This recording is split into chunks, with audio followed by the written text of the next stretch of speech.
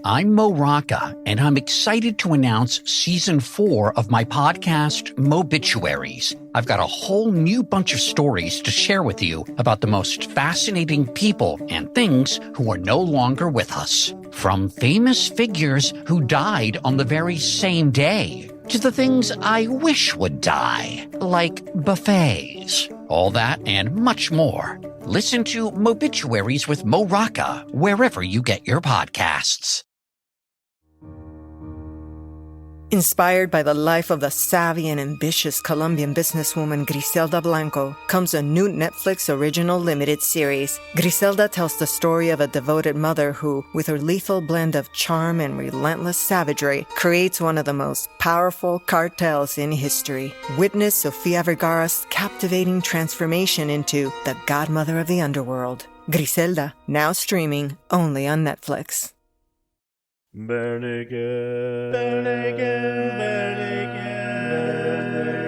Bernigan, ABCs. Sure. Welcome to the Bare Naked ABCs, where we discuss every single Bare Naked Ladies song in alphabetical order. It is not randomized. It is not here nor there. It is in a direct order, if you get what I'm trying to say.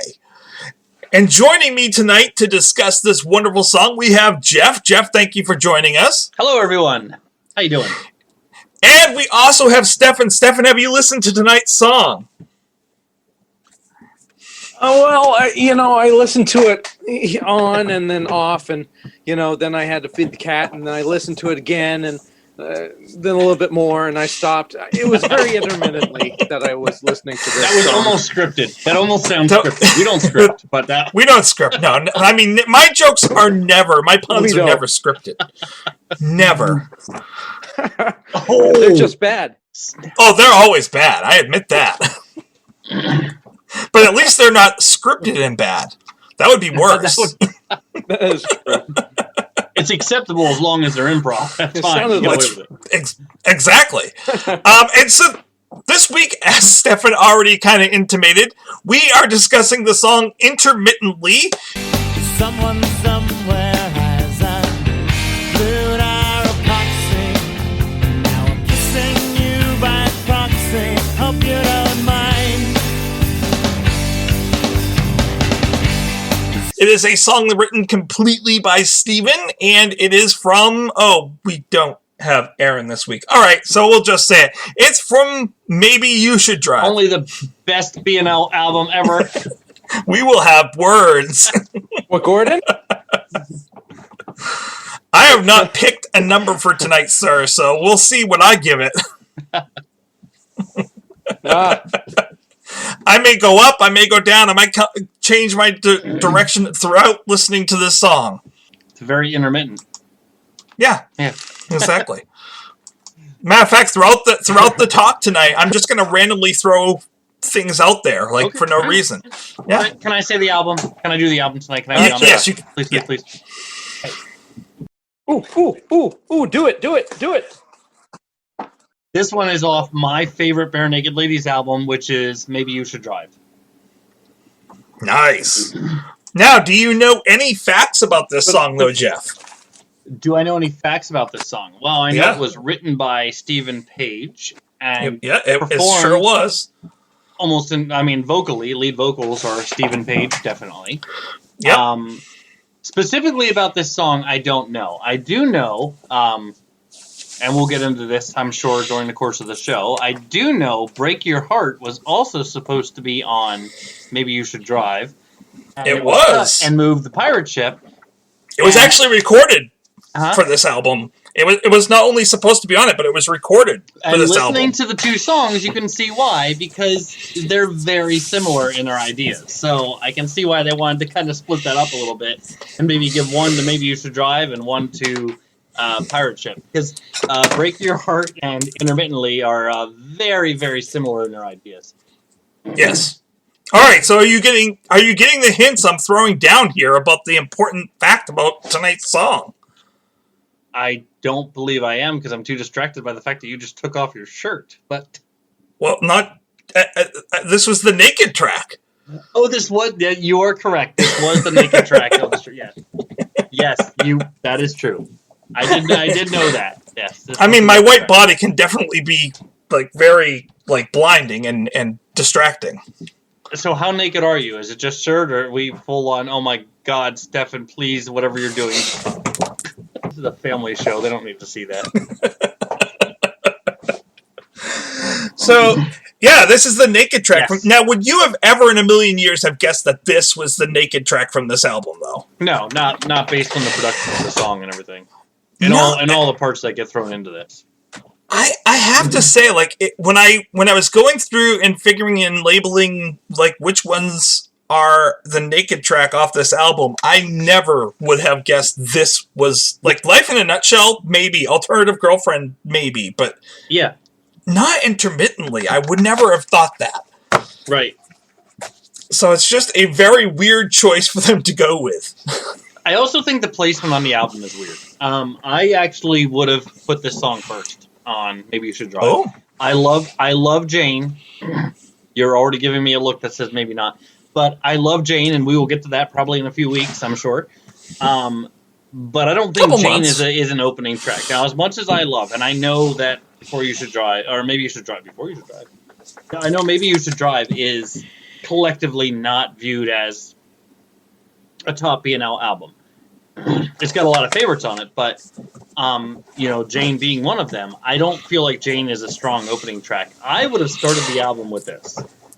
I agree with you. I think, and we'll be reorganizing this album after we're all done listening to all the songs. We'll be reorganizing all the albums, but I agree with you that Jane was not the right choice to start this album off.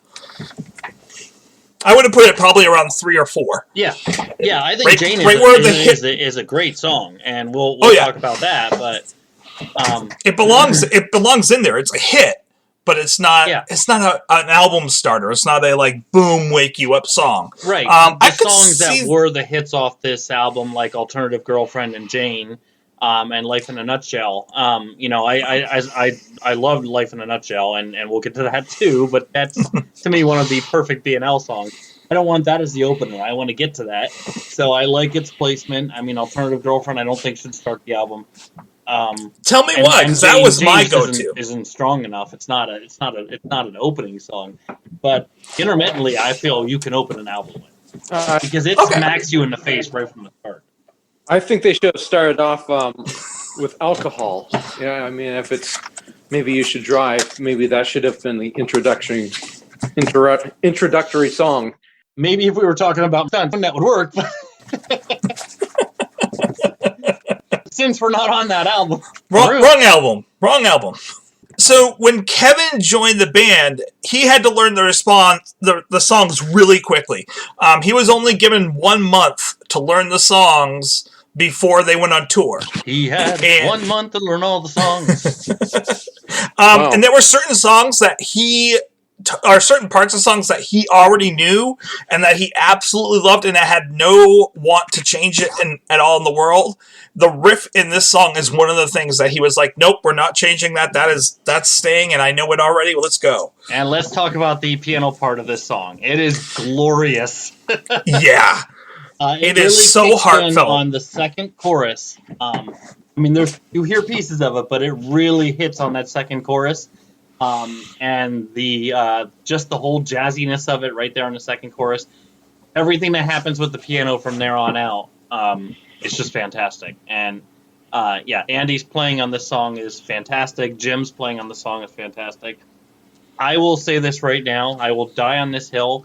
Everything that happens from the bridge on this song to the very end is some of my favorite stuff in music. From the bridge to the end. And I can talk about more. We can talk more about that, but I just think it's perfect. No, go ahead. We're talking about the music. Like, let's talk about that. Like, what is it that you love about the end of this song from that bridge on? Well, I have to step back. And how long do you want me to talk? Because I can talk about this song for a while. I'll cut you off when we need to. Okay. So Intermittently starts right in your face, and it gets you right into that first line. Which is one of my favorite lines that B&L has ever done, which is "Someone somewhere has unglued Glued or epoxy, yeah, which is a great hit. And then he repeats the line to go into the verse. So you Now got that's a an very strong interesting start to this song. This song is very reverse what you're expecting. So you get a really powerful in your face first verse. You get to the chorus, which brings it back to a very mellow jazz thing. I love you intermittently, and I love you. So and then boom, back into the verse. Pulls back to the chorus again, which is mellow. Now adding some of that great Andy piano. But then boom into the bridge. When immeasurably, and it just hits you, and it just hits. Everything builds up to turns to intermittently. There's no use in going on except for fear of being wrong.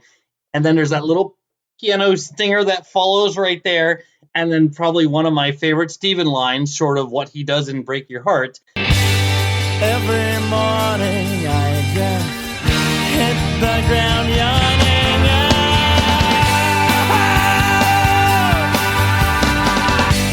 What they do in the third chorus is that little back, and you'll kind of hear this again in A, but that little vocal arrangement that builds up in the chorus pulls it back for a fourth chorus and just drops it down to this beautiful mellow little jazzy part again, and then just in case you've thought they've done everything they could, the final outro completely switches and goes into that almost like Spanish guitar moment where he does the Didn't have the heart to say goodbye, so I continued in my charlatan ways. Did I say hard? I meant to say got, so now I'm on my own, and I'm sorry that you've gone.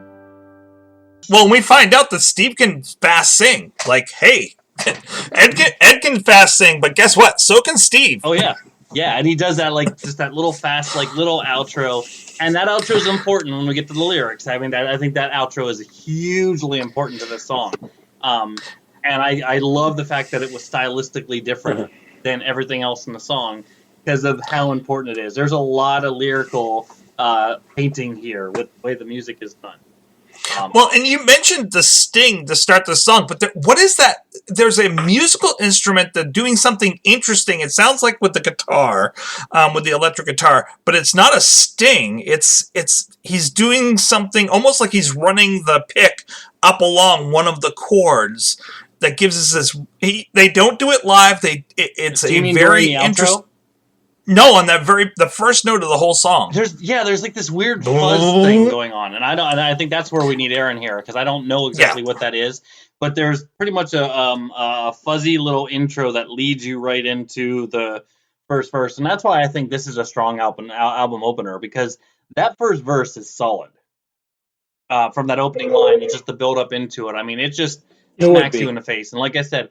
And maybe it's not for everybody, but that first line of this song, I think, is just fantastic. And to have it repeated and then to have the rhyme that they use for it is like, that is. Well, it's a really interesting choice to repeat it. Like it's an amazing rhyme, but to repeat that first line of the song is a really interesting choice. Like I'm not sure why he chose to do it, but it's something they don't do in any other songs. Oh, I love it. It feels like it makes it feel very epic and theatrical. Like here's my opening line, and it's such a good line. I love that he kind of does it in a slightly different way because he knew he had that solid rhyme that was coming. Here's the overture. And if you know this song, that rhyme kicks freaking booty. Well, it's not just an amazing rhyme off a really hard word to rhyme, but it fits perfectly. Oh, yeah. Yeah, and it sounds great. I mean, Steve's vocals in this song, to me, are on par with what he does in Break Your Heart. That he has to sell the power in the first verse. He has to pull back to that jazzy chorus, bring it back, bring it down again, and then just nail it on that bridge. Like that whole bridge is just, to me, one of the best bridges BNL has ever done, lyrically and musically. I think that's one of a very good bridge. When immeasurably turns to intermittently, there's no use in going on, except for fear of being wrong. And I also like Steven singing really quite a bit. He seems to belt a little bit more than Ed does. And I kind of like that. Yeah, Steve isn't afraid to really go full operatic if he has to. Yeah, I don't know if he quite hits the full-on anguish that he does in Break Your Heart, but he gets really close in the song. His voice does, especially on that wake. I wake up yawning.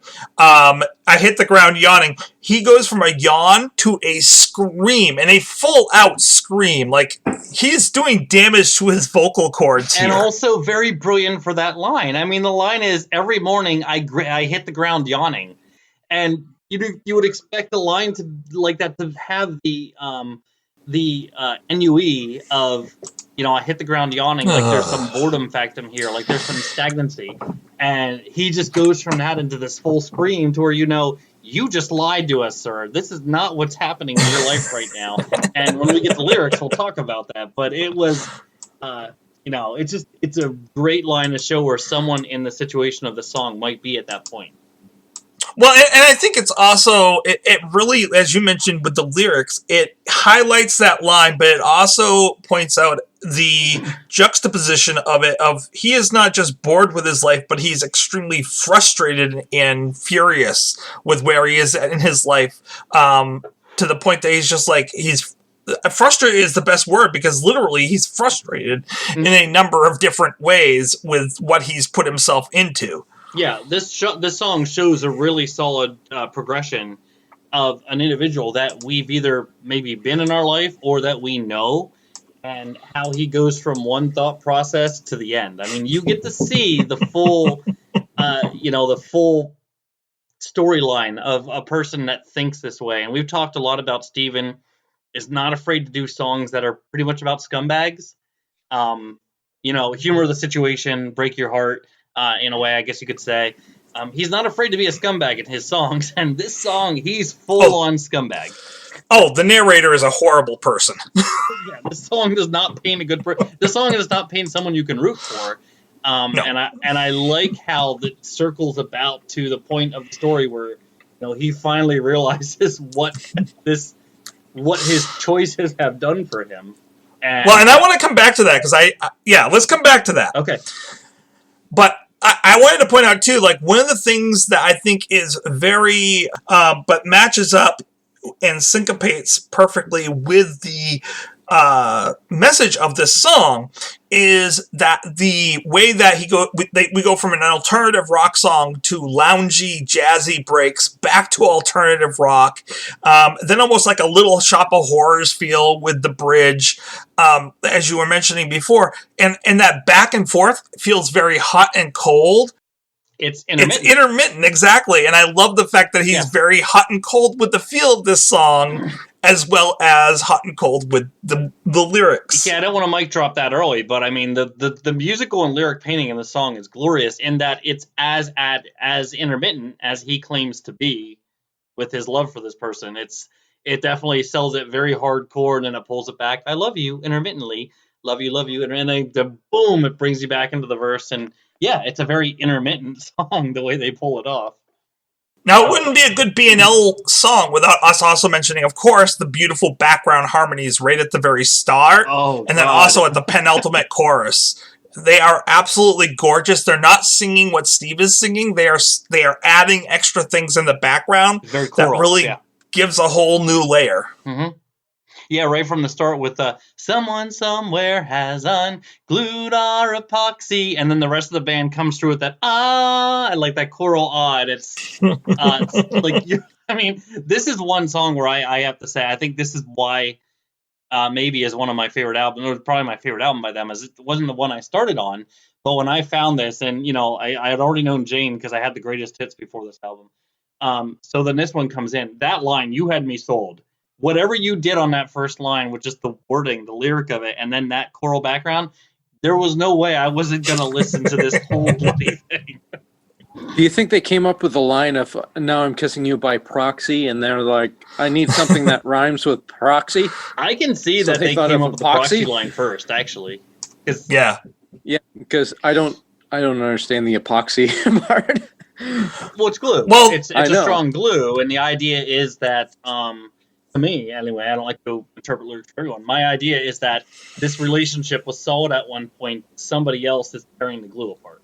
So someone else is being the Yoko Ono. You know? Right, which goes back to the bridge of when immeasurably becomes intermittently. So their attraction is becoming unglued. Yes. Yes. Yes. Or at least on his end. because of his choices and his decisions, or specifically because of someone else, yeah.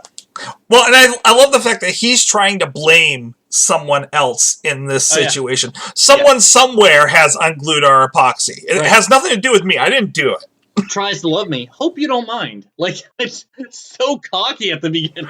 Oh my, what an asshat. What an absolute horrible person. Should I tell you to your face and risk my hide? It's all about him. It's about what's going to happen to him. Oh, yeah. He is so selfish. The narrator, not Steven, the narrator. Like I said, this is very break your heart in the sense of I don't want to tell you because, and he does get into the no guts thing. You know, I don't have the courage. Here, break your heart never indicates that he was cheating on the person, just that he was, you know, not complacent. In the right. Here, you full on feel this dude is cheating. Oh, there's no doubt about it. He's cheating. I think this song is primarily about his cowardice as well, because it seems like he's just avoiding any interaction, you know, avoiding telling something to our face or avoiding confrontation. And he didn't even have the guts to say goodbye. Mm-hmm. Well, you mentioned this too, Tracy, and we're not talking about lyrics, but I mean, no, we can talk about lyrics. From the bridge on is one of my favorite parts. Is when immeasurably turns to intermittently is so powerful. The way he sings it and the way it builds to that is it that whole idea that, you know, he at one point was probably telling her, "I love you to the moon and back. My love for you has no measure, it has no end," and now it's gone stale. And he's using that to justify what he's doing, which is, you know, clearly a bit unscrupulous. Well, and there's no use in going on, except for I'm afraid that I might be wrong and you're actually good for me. And the person I'm with might be bad for me. You know, like, this is not going to end well for me at all, which we find out at the end of the song was the case. Right. Jeff, did you say that he wasn't cheating in this song? Oh, no, I definitely think he's cheating. There's no doubt. Yeah, because he is. Oh, yeah. It says she's a lot like you, but she don't look like you. Yeah, break your heart. No, I said and break your heart. And break your heart, which is very similar. There's no indication he was cheating. He was just kind of a coward. I see. Yeah. But here, there's clearly there's that whole gutsiness, that gutlessness of I'm not going to do this. I'm not going to tell you. He even says, "I didn't have the guts to tell you." Oh, but if he's clearly as he's cheating, if he's telling her in every single wrong way possible. Well, she's a lot like you, but she don't look like you. Okay, you kind of feel like this is a really nasty phone call where he's far away and he's even on the phone saying, "Hey, by the way, there's this person here looks a lot like you." Okay, she's not you, but like you almost feel like, are you even telling her this, dude? That's messed up. Well, even the worst is the next line. Okay, she's not you, but she'll do fine. Like, anything's better than you. Right. She'll be the proxy. She's doing your job for you. You know. In a sick way, it's kind of he's trying to make it a compliment. Like, hey, I've got someone else here. It's kind of like you, so that means I'm thinking of you. Therefore, I'm not cheating. I'm kissing you by proxy. Hope you don't mind. Yeah. By the way, you know, he almost tries to sell her short. Stick around if you enjoy disaster, because that's what you're getting. You know, right? If you can't see what I'm after, you must be blind. Insult, like her ideas of this relationship, like you knew what you were getting into with me. It's so horrible, but I love the song at the same time. Yes. Like, he's a douchebag in this song. There's no way around. How can I love a song so much about such a horrible person? That's what I said. Like, I absolutely love this song. I adore this song because it's musically and lyrically and the way he sings it. But you're really loving the song about a really horrible person. He is. He is not a nice person. This is not a person I think I could enjoy being friends with. No, I'd be constantly I couldn't have a conversation with this guy at all. No. Dude, wake up! Stop! No, you should not have said that. That was no, wrong. No. She knew what she was getting into when she got into a relationship with me. Now, being intermittent, we're going to go back really quickly to the music. Andy is doing an amazing. Actually, let me just say the Creegans are doing an amazing job on this song. This is a Cregan song musically, definitely. Both of them are in it? Yeah. Oh yeah. So we have Andy on piano, but not just piano. He's also doing timpani and cymbals. So it's not that he's just not doing enough with just piano. But then you have Jim. He's on cello. He's on the electric bass, and then he's also doing the arc bass, which I think is on the bridge. That wasn't enough strings. They're like, no, we need more strings. We need more drums. So they bring Ed in on the bass drum. And then Ben Mink, who is the producer of this album, is on viola and violin. And keep in mind, this is the Naked track. Right. They're all all in the studio together. Let's put as much as we can. But man, that bass just slaps. Like on the first chorus. The first chorus, you hear a lot of the bass and the guitar. The piano tinkling doesn't really kick in until the second verse. But when it does, you notice it. You're just like, oh.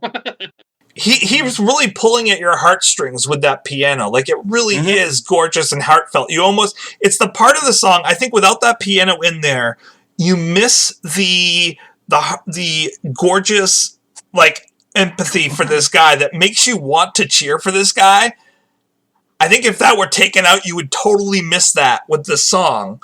Because that piano and listening to it. I love the piano is right after the... in the bridge, except for fear of being wrong. You just hear that little piano kind of flutter there for a second, and you're like, oh, they're going to pull it back again. And nope, Steve's going to drive forward.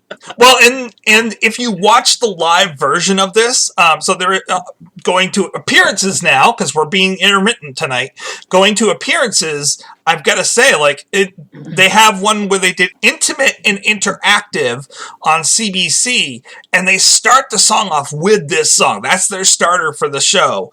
And they have an amazing interview at the very end of it. But the part I love is that they keep bouncing from all the different people playing this. And at one point, the person that they go over to at exactly that point you were just pointing out is Andy playing the keys as it was perfectly timed. I don't know if they understood the song and knew that was coming, but it is absolutely glorious to see him tinkling on those keys as he's going up to scale. Like I said, for me, from the time that bridge hits, lyrically and musically, this song is just the whole song is, but this song is a thrill ride.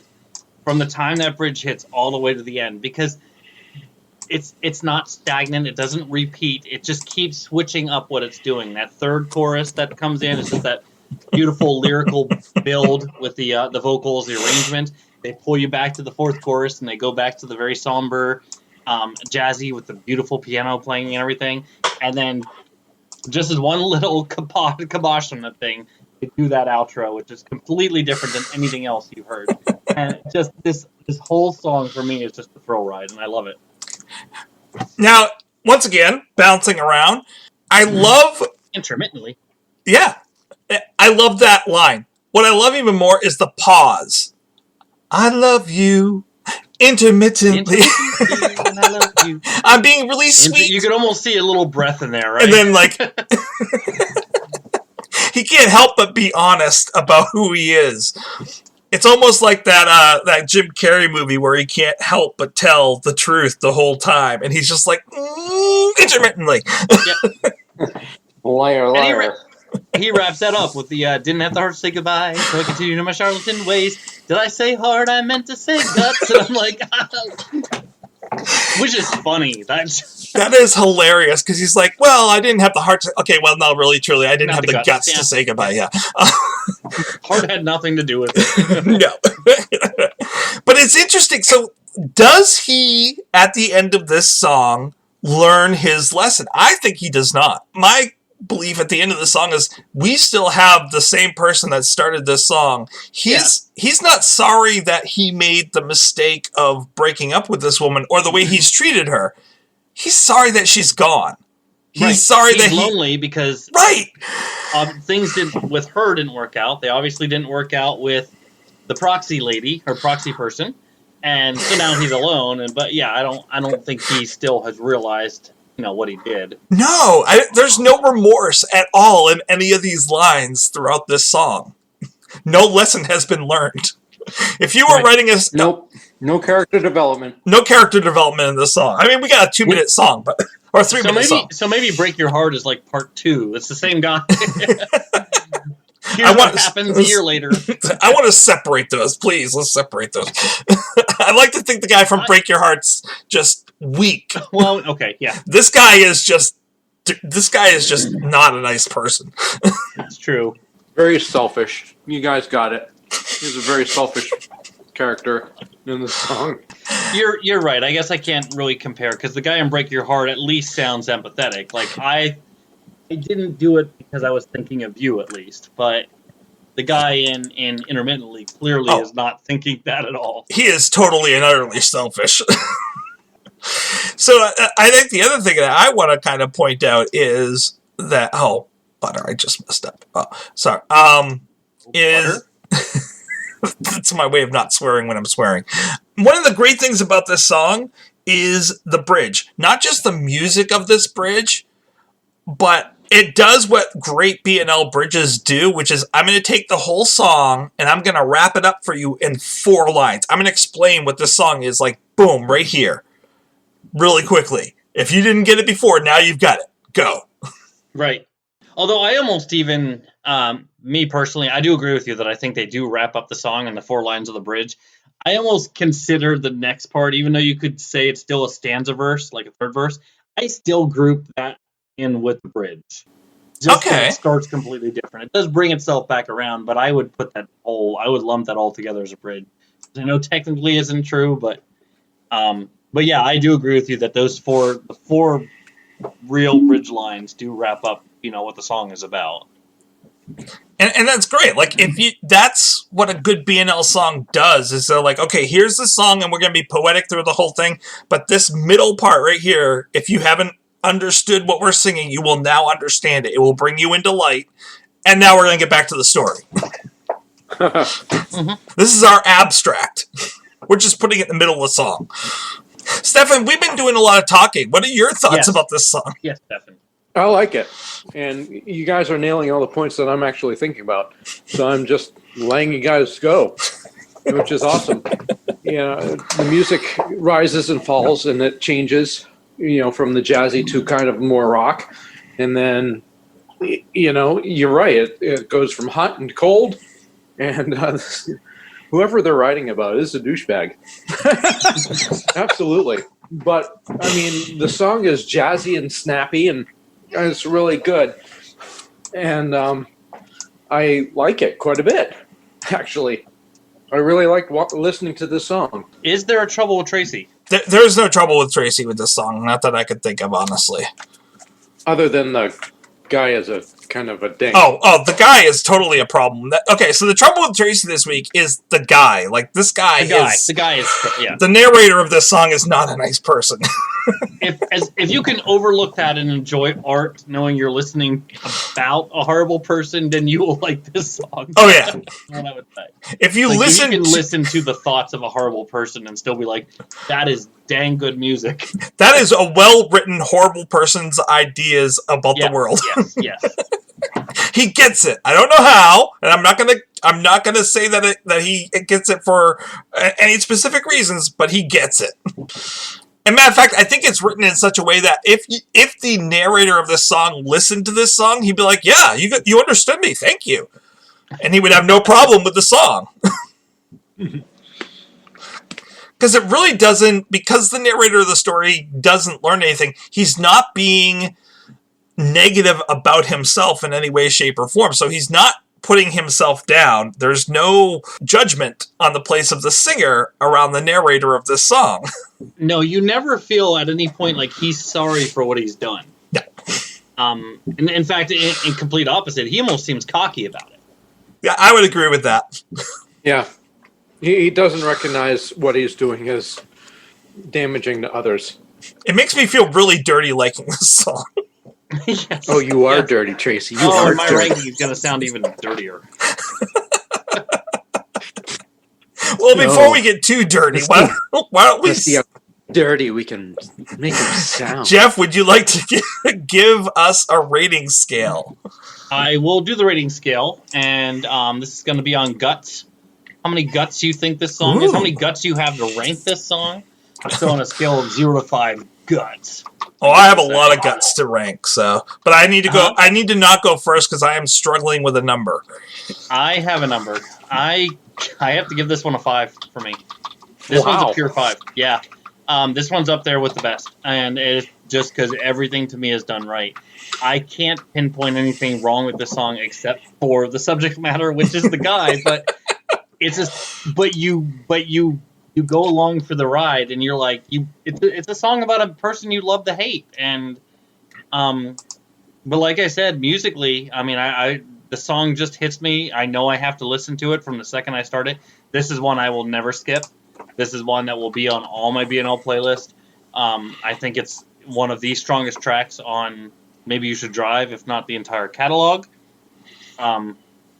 That's going to be weird when we talk about other songs, I think. Like, I would put this up there with Break Your Heart easily. I was just going to say it. Like, you haven't given us a score for Break Your Heart yet, but, like, you just put it up there with it.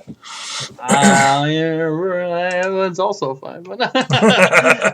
Well, you can't go any higher. No, you can't go higher. For me, this is a 5. Like I said, because there is nothing wrong with it. And I will say this, I Will Die on This Hill. From the bridge on is, I think, some of the finest music I have ever heard. Both from the band, the arrangement, the vocal arrangement. This is one that I will always come back to, and so I got to give it a 5. Stefan, do you need time to think about your numbers? Because I got mine. All right, you go ahead. I've got it locked and loaded. I like the music. When you listen to the song, you can't tell that it's, he's singing about some kind of guy that's just trying to find a place for his wee-wee.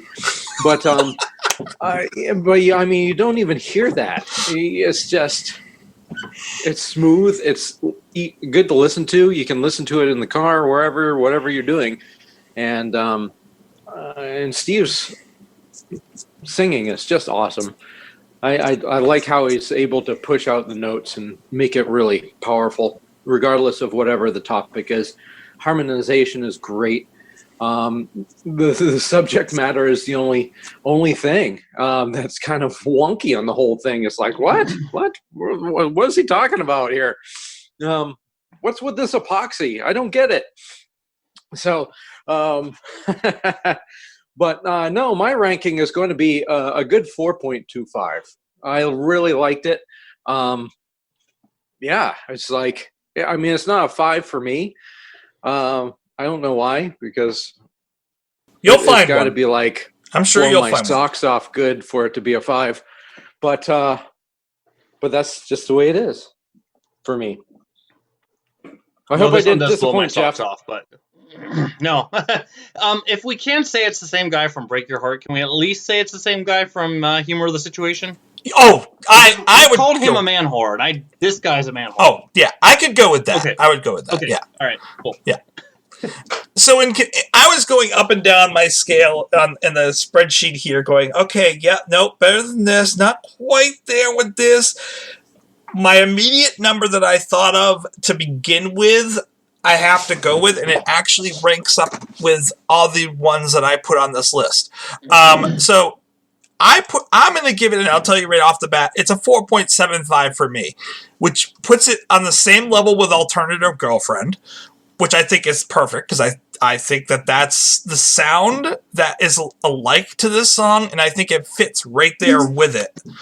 And I think that, once again, the part that only pulls it back a little bit, there's not as many harmonies as I think they could do in this, so there's that little bit missing.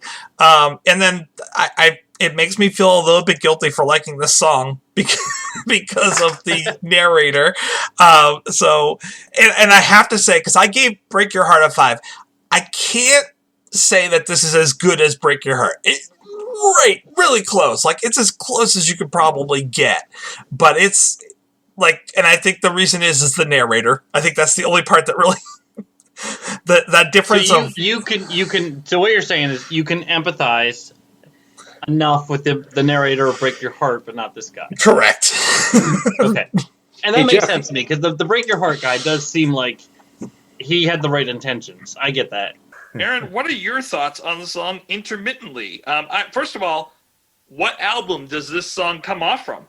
It's definitely early. It's not Gordon early. I can tell that much.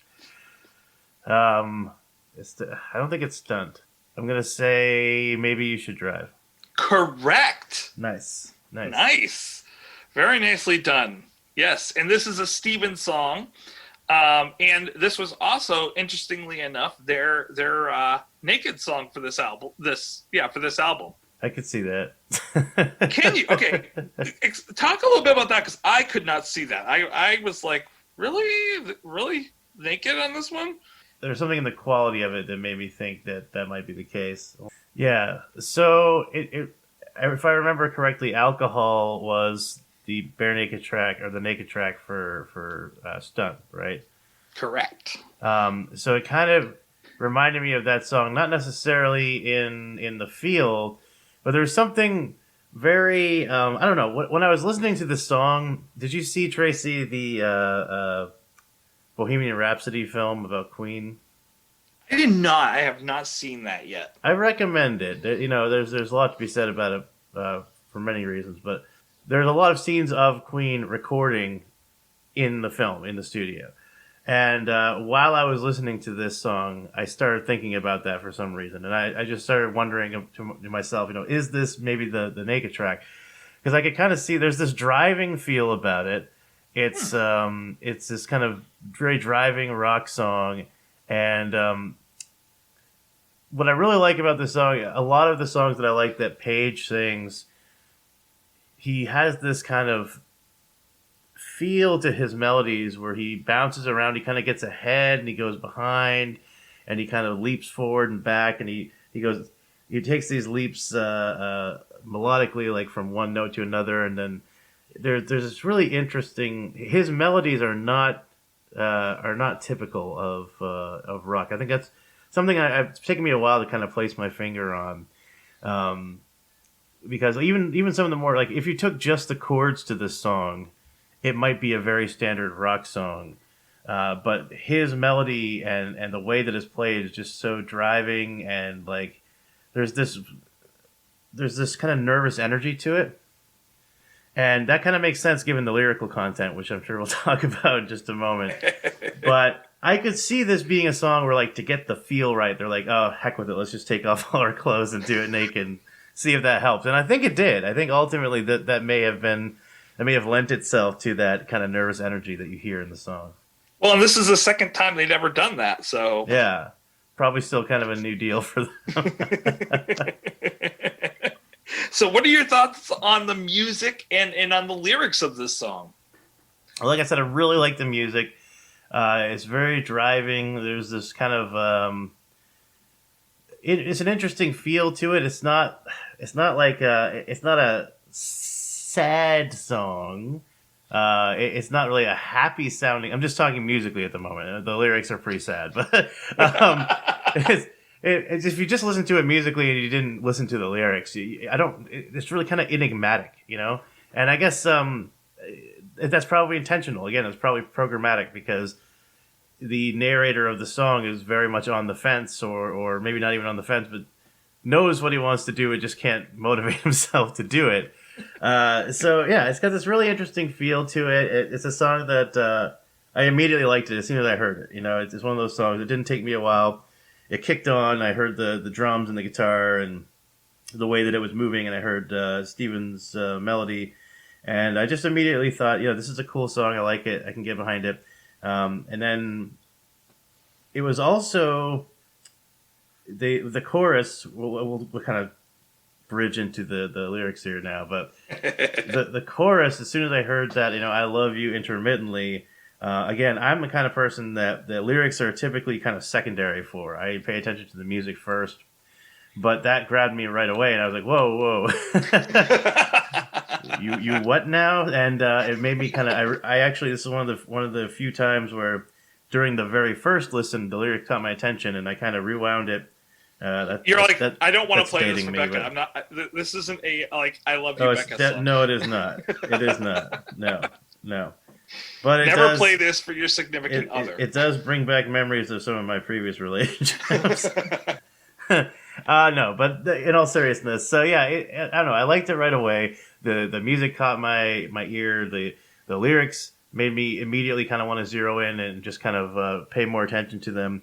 It's got some great ones, couple of great lines that we'll talk about. The lyrics are top notch, Pagian goodness, in my opinion.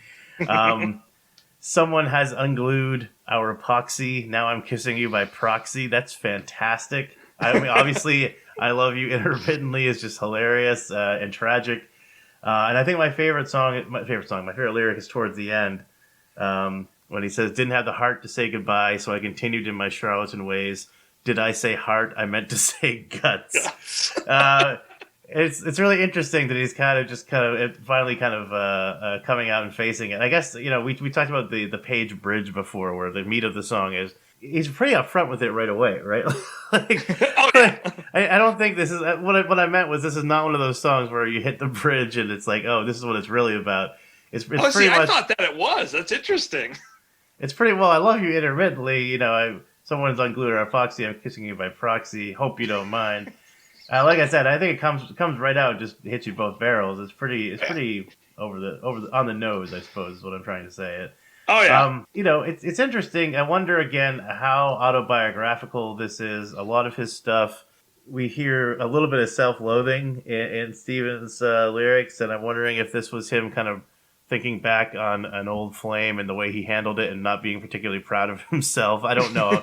I'm not trying to be an armchair analyst here, but I just kind of wonder. It's interesting. I'd like to talk to him about this.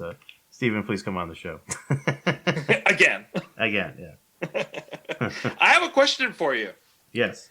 That first note, the first sound that we hear in this song, what is that?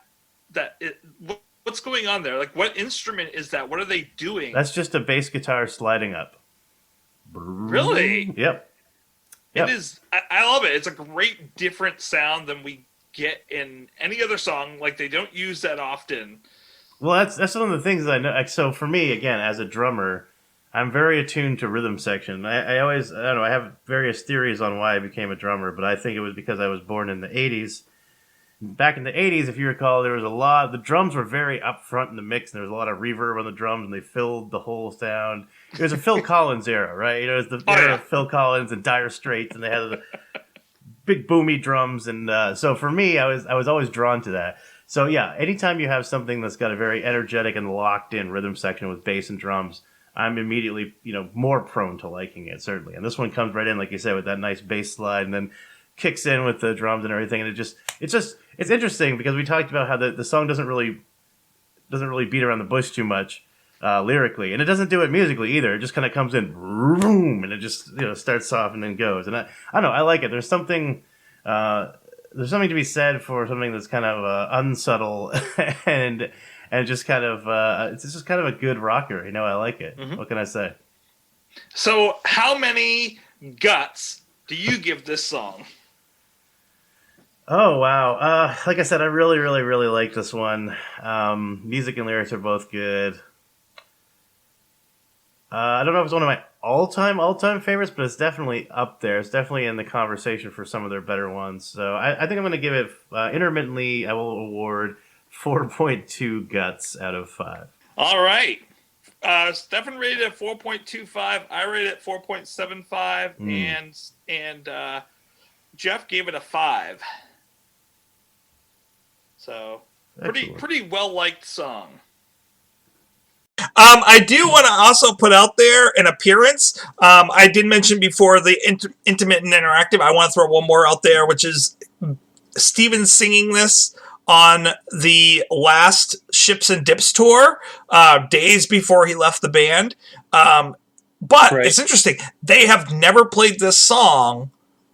They played it over 30 times when he was with the band. They have never played this song again since he's left the band. So this is definitively a Steve song. Yeah. And he's played it several times in his live from home songs or concerts. He must have held on to the rights. No, they all have all the rights for every song. They just choose not to sing the song. No, I think they could play it if they wanted to. Well, it's probably about Steve, isn't it? But have they done Break Your Heart since he's left? I don't think they've done that one either. That's what I'm saying. I think some songs are just definitively Steve, and I think this is one of them that, even if he's not the narrator, it is definitively him that has written and was in love with this song. There's some vocal stuff that you hear in here that's on par with Break Your Heart. Yeah. And I do need to say, I mean, maybe down the road we'll when we talk about it and reevaluate, things may change. But I actually do, and I know this might take some hits, but I actually do put this up with Break Your Heart because I do feel like it's a very similar idea, even though the guy obviously we've talked about is not as kosher as the guy from Break Your Heart, but still, vocally in the song, Steven pulls off some stuff that I can't see anybody else in the world doing. And he does it so well. And I think that's just why I love this song so much. And I can see why they haven't done it since then and why he continues to.